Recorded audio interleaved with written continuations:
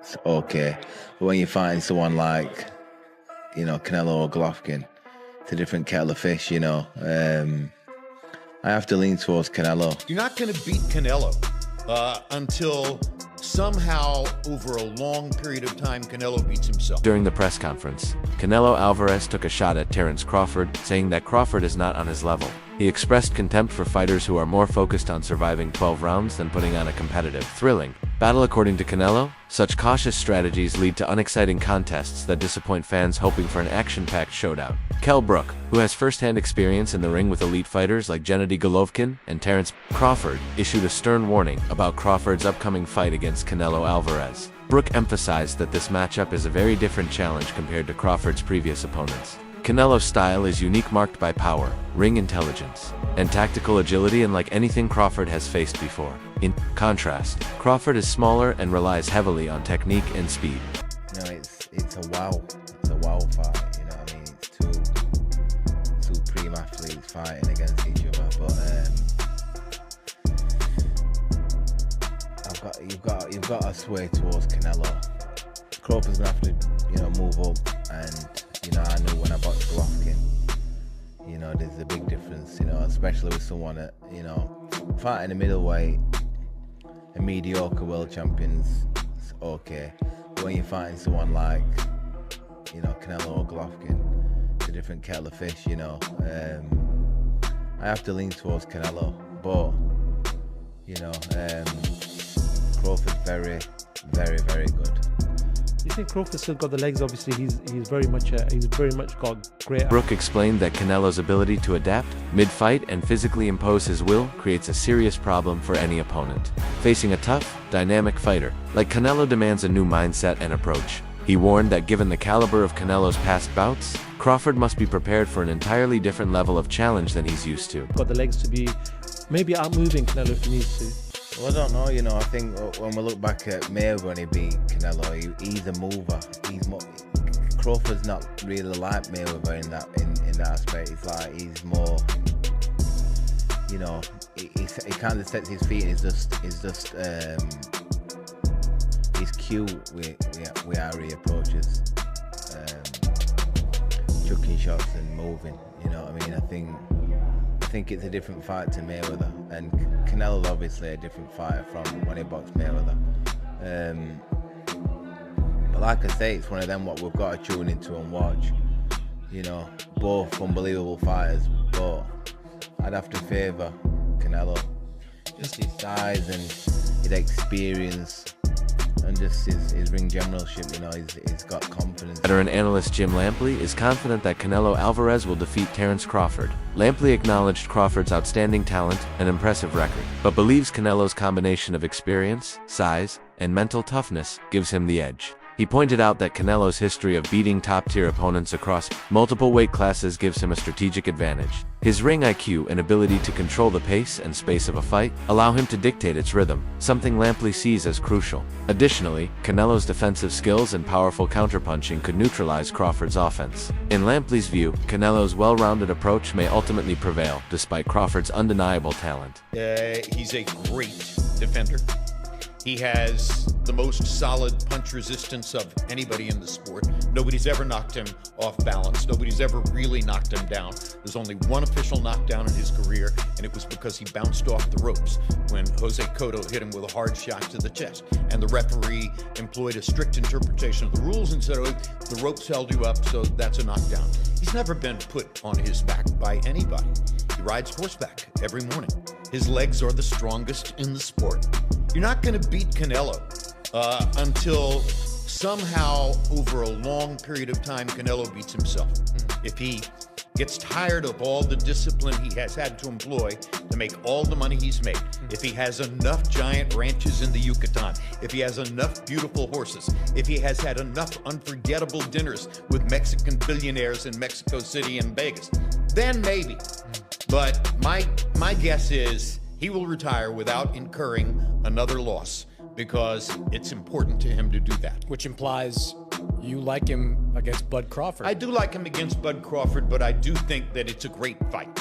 Now, I could change my mind when we get closer. Bud Crawford, to me, is a latter-day Sugar Ray Robinson. He has the multiple skills of Sugar Ray Robinson. He can defend or attack. He has a deep inner mean streak that he can employ at any moment in a fight to get what he wants. You know, before the fight against, help me out here, Madrimov was his last fight. Spence? Spence. Yes. Before the fight against Errol Spence, there were quite a lot of people in the sport, in boxing media, who were saying, you know, I like Spence to win the fight. I was one of those people who said, no way. Errol Spence doesn't have... Terence Crawford's career speaks volumes about his skill and accomplishments. He has consistently displayed elite boxing abilities, power, and versatility, securing his place among the sport's top fighters. However, public perception of Crawford's style remains somewhat contradictory. While boxing insiders praise his technical brilliance and tactical execution, casual fans often overlook these qualities, preferring more aggressive, flashy styles. Crawford fights with calculated precision, blending defense, rapid counters, and strategic pressure. Though effective, this approach has been criticized for lacking excitement, especially among fans who crave high-octane action. This contrast reveals a gap between his technical mastery and how it's appreciated by the broader audience. Crawford, on the other hand, he has been walking down his fighters, and people don't see that but me. For some reason, when I had that tape, people were screaming cat. And it's like David Evanesia, Errol Spence, Sean Porter, Gamboa, a Mean Machine. Even against Madrimov, the way he won the fight was by fighting. It wasn't Floyd Mayweather sticking.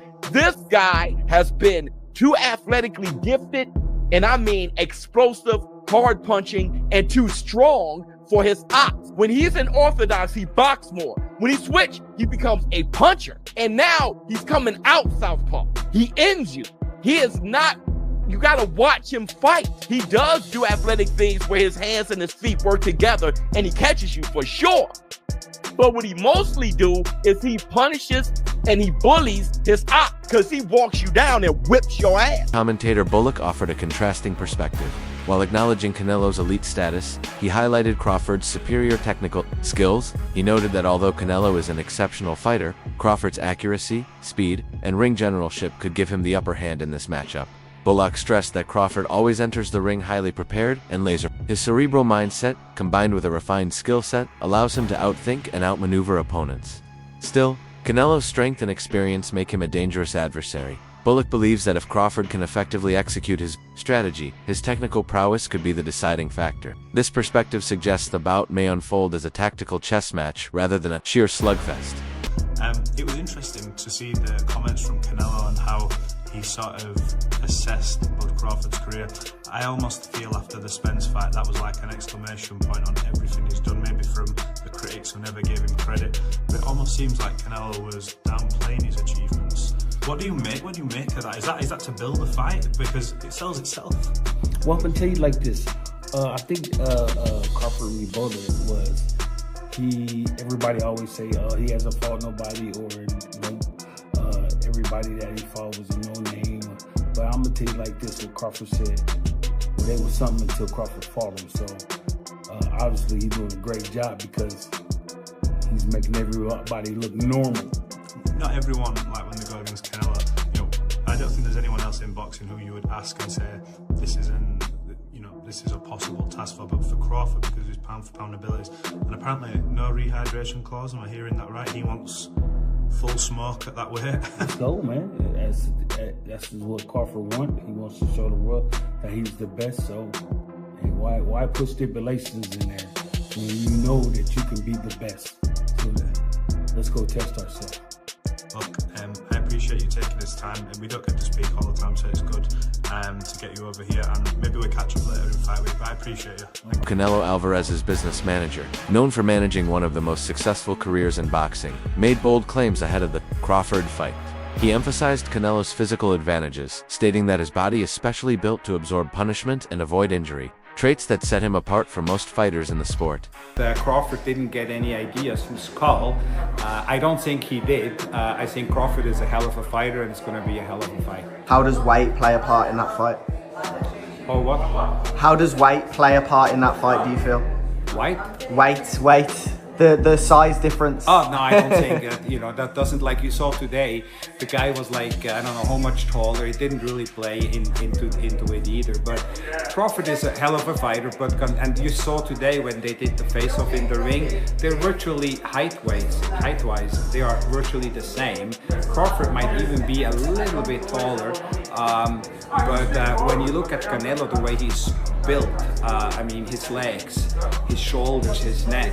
That is why he's never been hurt. And he's never been hurt fighting fighters at a substantially higher weight, substantially bigger than him, and they still couldn't hurt him. Yeah. And then you look at Crawford, who is a smaller guy, is moving up 2 weight classes, tried at 154, barely won, couldn't hurt Madrimov, and now he's going to go against the guy with the best chin in the sport. That's why probably odds maker have Canelo as a favorite. But having said all of that, Crawford is just a hell of a fighter. I was there when he fought, I was ringside when he fought Spence. That's all for today's show. Stay tuned for more updates, analysis, and commentary right here.